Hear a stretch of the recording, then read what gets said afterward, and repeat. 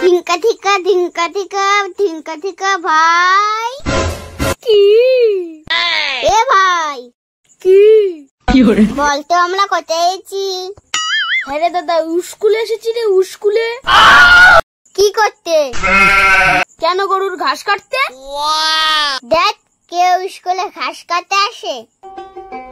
কতই রঙ্গ দেখি দুনিয়া। দাদা রে, তুই বুঝবি না, ওই লকডাউনে 3-4 বছর স্কুল বন্ধ ছিল না?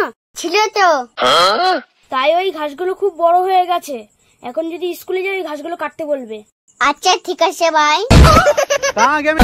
এ দাদা, তুই চেয়ারে গিয়ে বসলি, মাস্টার মশাই আসবে না? না, মাস্টার মশাই আসবে না। মাস্টার মশাই বলেছে আমাকে পড়া দিতে। কেন রে আসবে না? ও মাস্টার মশাই ক্যালেরিয়া রোগ হয়েছে। এ ক্যালেরিয়া মানে কি?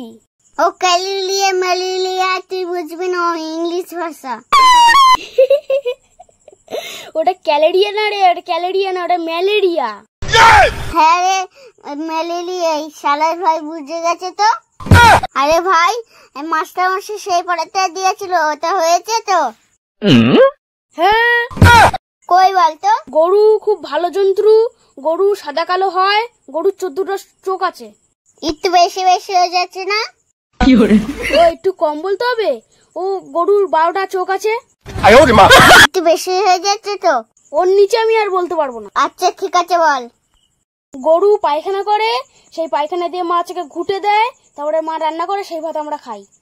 বাহ বাহ বাহ, পরীক্ষার খাতে এত সুন্দর লিখেছিস। তুই পরীক্ষার খাতে রসগোল্লা পাবি।